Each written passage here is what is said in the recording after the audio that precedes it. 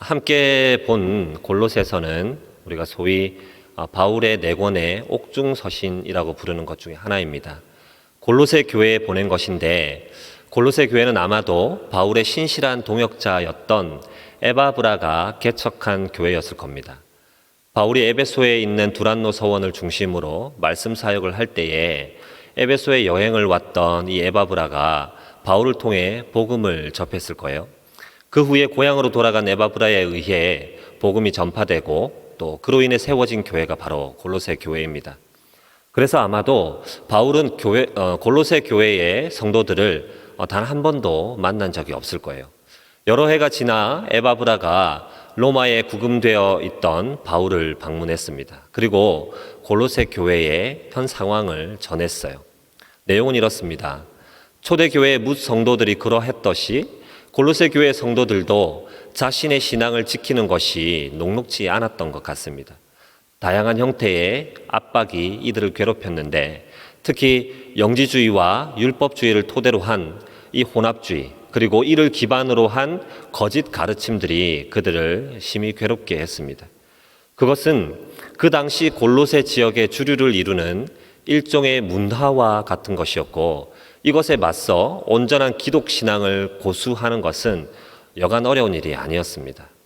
그런 골로새 교회의 바울이 본 서신을 쓰면서 우리의 믿음의 대상인 메시아 예수가 어떤 분인지를 쭉 노래하는 한편 골로새 지역 문화와 거짓 가르침의 압박에도 흔들리지 말라고 당부하는 글이 바로 골로새서이죠.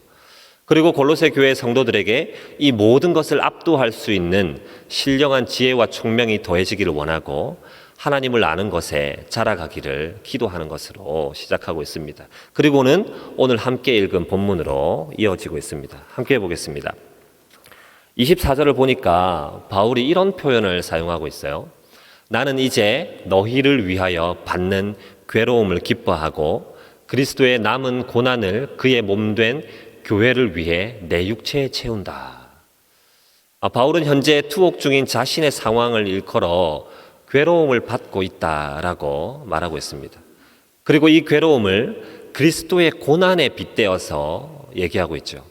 더 나아가 바울은 이 괴로움, 이 고난을 받는 이유가 누구 때문이라고 말합니까? 너희 때문이다라고 얘기하죠. 여기에서 너희는 골로새 교회의 성도들을 말하는 것이고 동시에 그것은 그리스도의 몸된 교회를 가리키기도 합니다. 요컨대 너희를 위하여 받는 이 괴로움은 교회를 위한 그리스도의 남은 고난과 같다라는 거예요. 그런데요, 바울의 고백이 어떻습니까? 이 괴로움을 어떻게 받고 있다고 얘기를 하고 있습니까? 그것을 기쁨으로 받고 있고 이 고난을 자처하여 짊어지고 있다라고 얘기를 합니다. 바울이 그리스도의 남은 고난을 당한다고 말하는 것이 그리스도의 고난이 충분하지 않아서 하는 말이 아닙니다. 그리스도의 고난과 관련한 구원 사역에 인간의 그 무엇을 포함시켜 보려는 일말의 노력을 기울이고 있는 것이 아니에요.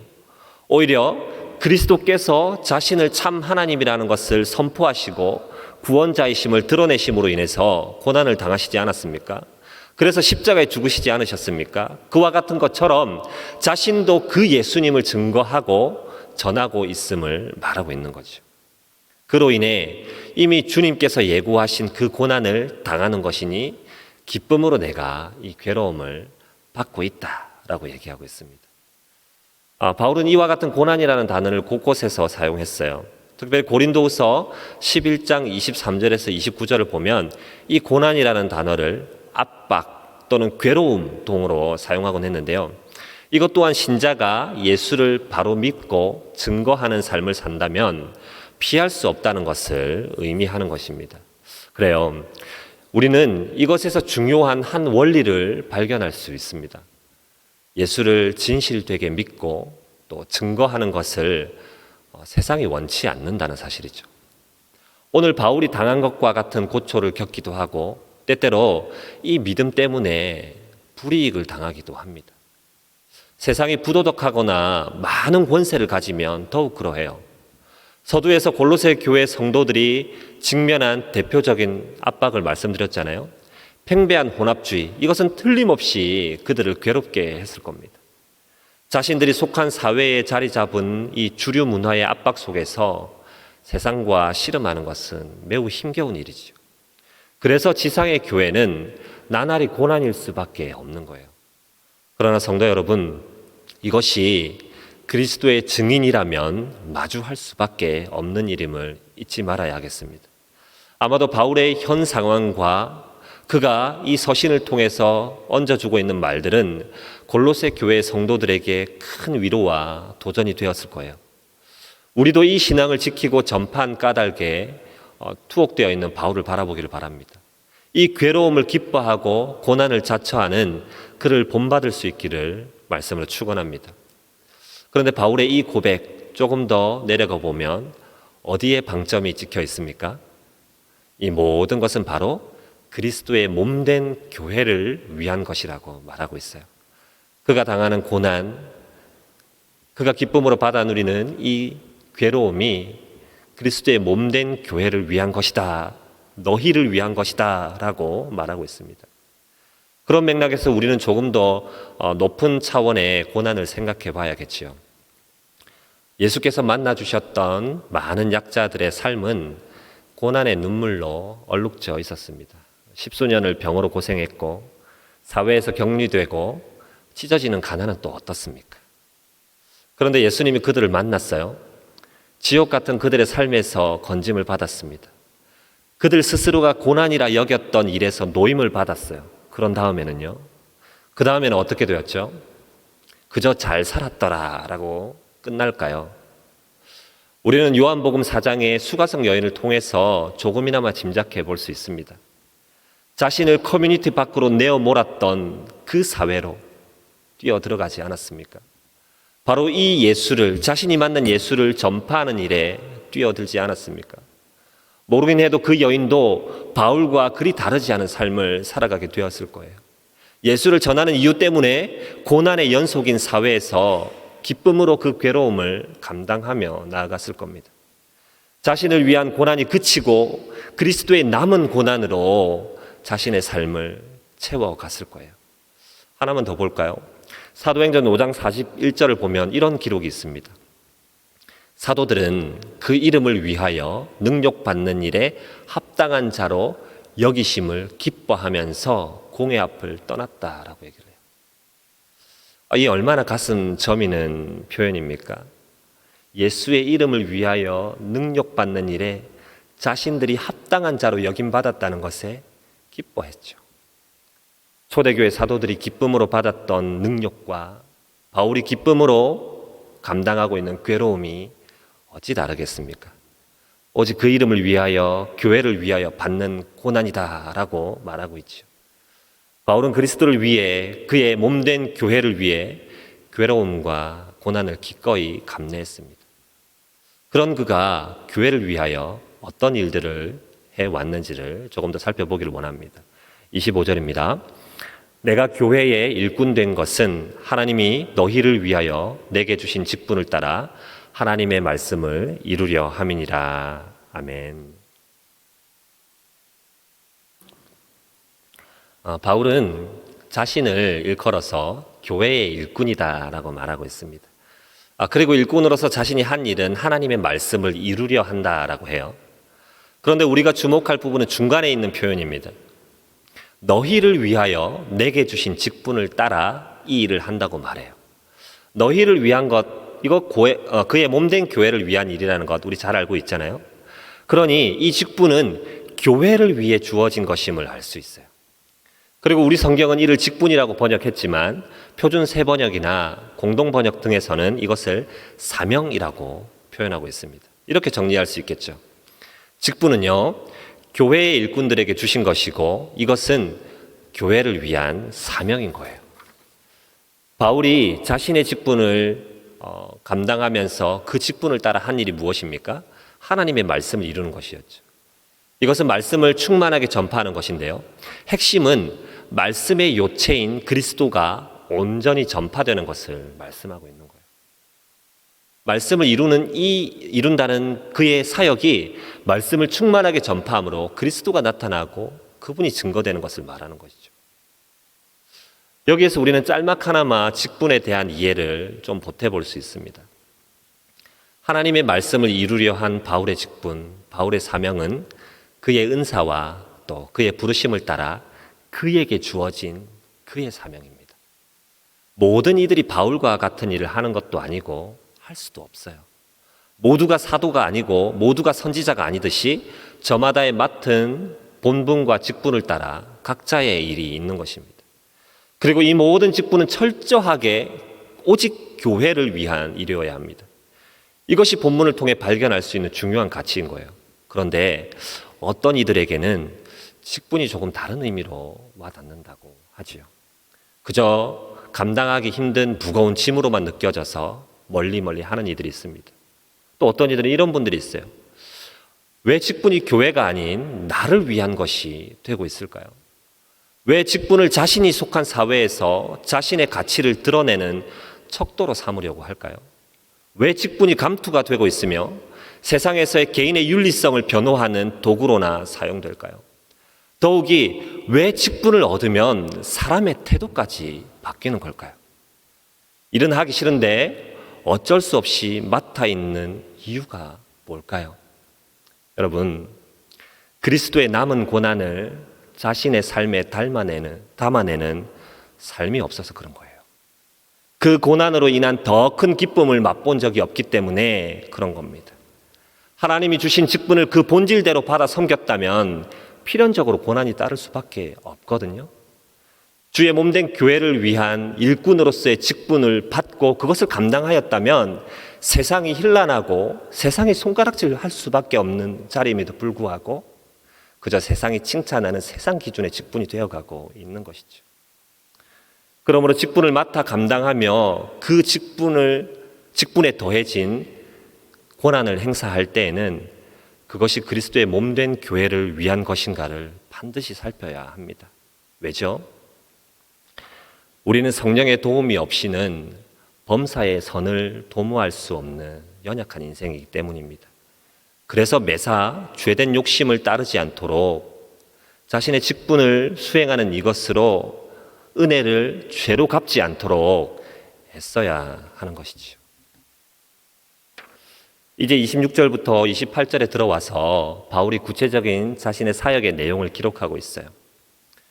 바울이 그 직분을 따라 행하는 일이지만 그 본질은 모든 교회의 일꾼들에게 공히 적용되는 일입니다. 두 가지를 정리해 보면서 우리를 돌아봅시다. 첫 번째, 참 소망이신 그리스도를 알게 하는 거예요. 바울은 하나님의 말씀을 충만하게 전파하고 이를 통해서 이방인들이 예수를 알도록 하는 사명이 있음을 말해요. 이것이 교회를 위한 그의 직분이고 사명이었습니다. 그렇기 때문에 바울은 고난이나 지금 당면한 괴로움 따위에 주춤할 수 없는 거예요. 그가 전파하는 말씀은 오직 예수 그리스도와 그분으로 인한 영광스러운 영생의 소망입니다. 그리고 그 베푸신 은혜가 얼마나 값지고 풍성한지를 사람들에게 알게 하는 거죠. 그리스도를 증거하는 이 사명 우리 모두에게 있지 않습니까?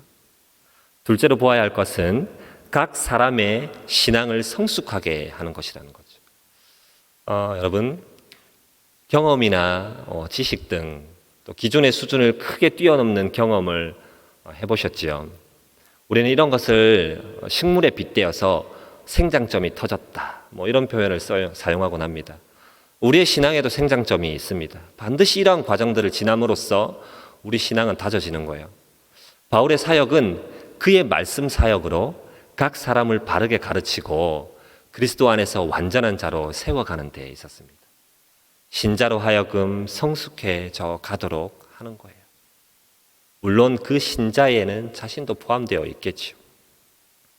그리고 이 일을 위해서 동일하게 골로새 교회 성도들에게 편지하고 있는 겁니다. 교회의 일꾼으로서 교회의 내실을 다지는 가장 강력한 힘, 말씀 아니겠습니까? 그리스도의 몸된 교회의 지체를 성숙하게 하는 그것, 바로 말씀 아닙니까? 그 사역을 하고 있는 것이죠. 우리도 저마다의 직분으로 교회를 섬겨갈 텐데 참 소망이신 그리스도를 알게 하는 구령의 사역에 애쓰시고 또 각 사람의 신앙을 성숙하게 하는 동역자들을 세워가는 지체들을 섬겨가는 각인의 일들에 애써야 할 줄로 믿습니다. 각기 다른 은사대로 또 저마다의 은혜대로 직분을 받고 사명을 받아 일꾼으로 세움받았습니다. 교회를 위한 우리의 헌신이 교회를 위해 쓰임받도록 애써야 합니다. 그럴 때 우리가 교회를 위해 해야 할 일들이 무엇이죠? 믿지 않는 사람들에게 그리스도를 전하는 일, 복음 전에서 함께 모여있는 무리를 세워가는 일, 같이 지어져 가는 일, 이것이 우리에게 우선인 거예요. 그런 일꾼들이 이 직분들을 감당하면서 때때로 지치고 힘들 때가 있습니다. 오늘 바울의 표현대로 고난과 괴로움에 처할 때가 있어요. 이럴 때 교회를 위한 일꾼의 마음가짐이랄까요? 그 자세는 어떠해야 할까요? 우리 주변의 모든 사람들이 우리가 하는 일들을 보고 잘한다고 격려하고 박수 쳐준다면야 무슨 문제가 있겠습니까? 하지만 오늘 본문의 요지가 분명하지요. 그리스도께서 고난을 당하셨던 것처럼 그의 몸된 교회를 위해 일꾼으로 살아내는 것은 고난과 괴로움의 연속일 수밖에 없다라고 해요. 여러분 10여 년 전만 해도 청년들이 교회에서 맡은 자신의 소임과 또 회사의 일이 충돌하면서 갈등하는 일이 많았습니다. 직장을 옮겨야 하나? 내가 맡아 있는 교사, 그때는 반사라고 불렀던 것 같은데요. 이 일을 하기 위해서 이것을 포기해야 하나? 그런 거룩한 부담들이 있었어요. 집사님들이 회식 자리를 피하여 주일 공과에 준비에 열심을 내는 장면들도 많이 보았습니다. 안타까운 것은요, 지금 너무 드물다는 거예요. 보기가 어려워요. 자신에게 주어진 직분 정도는 여차하면 언제라도 던질 준비가 되어 있는 이들이 얼마나 많은지 몰라요. 애써 이해해 보면 어렵게 들어간 직장이죠. 참아 놓을 수 없는 사람들의 관계 중요합니다.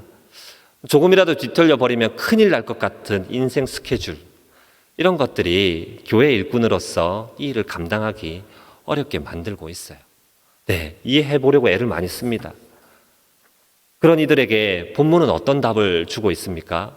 29절을 함께 좀 보았으면 좋겠습니다. 제가 읽습니다. 이를 위하여 나도 내 속에서 능력으로 역사하시는 이의 역사를 따라 힘을 다하여 수고하노라. 아멘.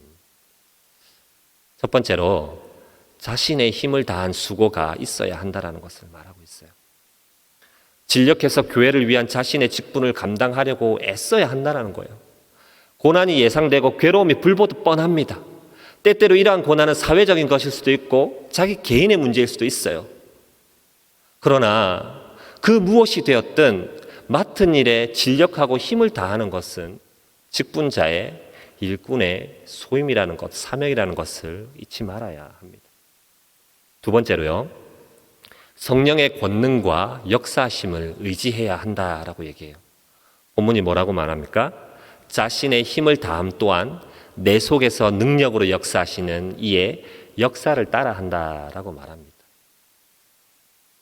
능력의 성령, 그 성령의 역사하심, 우리 앞서 행하시는 하나님의 일하심을 의지하여 나아가는 것이죠. 본문을 정하고 말씀을 쭉 묵상하면서 24절에 있는 바울의 기록에 자꾸만 시선이 머물렀습니다. 어찌하면 그리스도의 이 남은 고난을 기쁘게 흔쾌히 짊어질 수 있었을까? 이유가 무엇일까?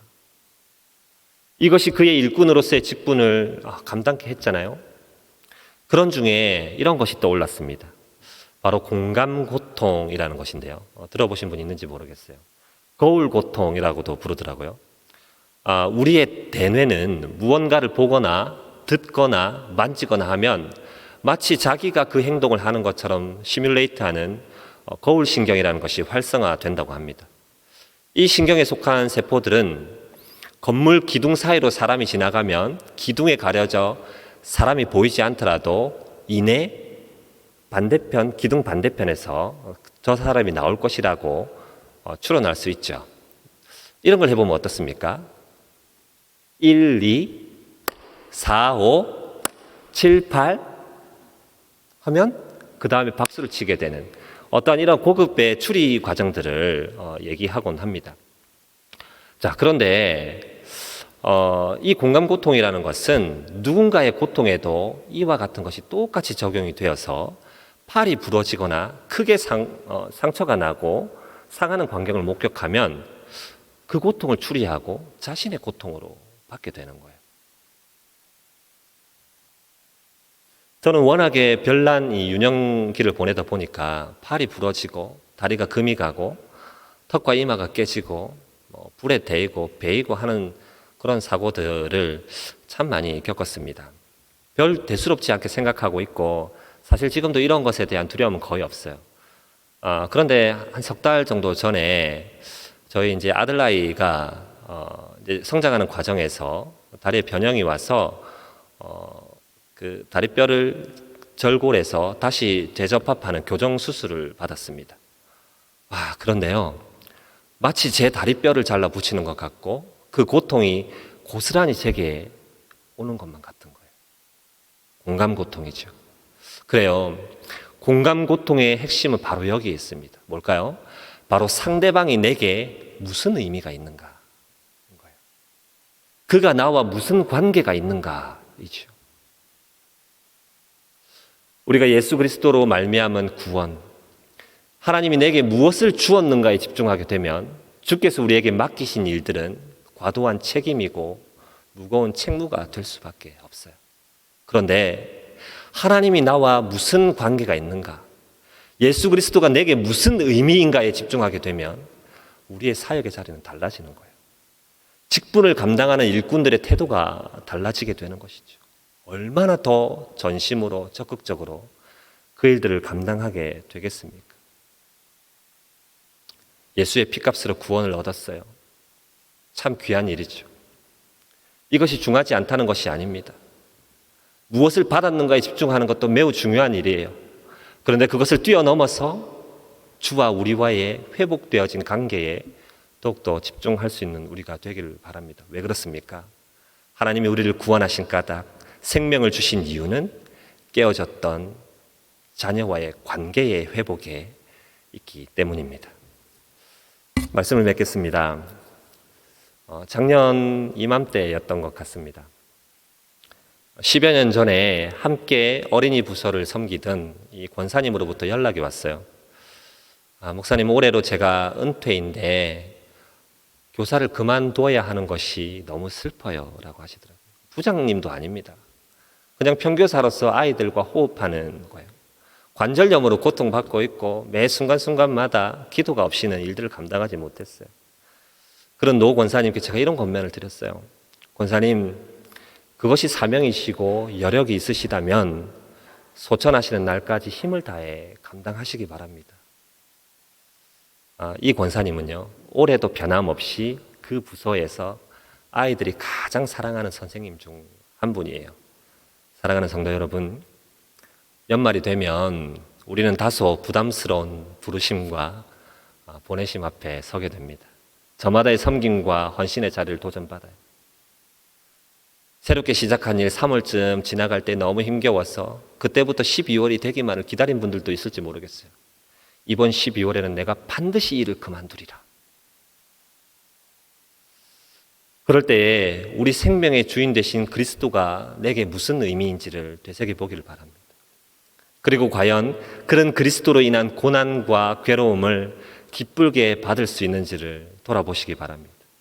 여러분, 교회를 위한 일꾼으로 다시 한번 달려주세요. 교회 곳곳에 여전히 섬김의 손길들이 필요해요. 아이고, 나는 나이가 들어서 이제 찬양대도 어렵고 전도팀도 어려워. 중보기도의 자리가 있습니다. 내게 주신 은사가 교회에서 어떤 모습으로 사용될 수 있을지 생각해 보시는 이 연말이 되기를 바랍니다. 여러분, 직분에 관한 다양한 성경의 가르침들이 있죠. 그런데 직분과 관련한 다수의 성경의 가르침은 조심과 경계를 담고 있다는 것을 잊어서는 안 돼요. 일꾼으로서 직분에 걸맞는 일들을 겸손히 해나가는 저와 여러분이 되기를 간절히 소원합니다. 기도하겠습니다.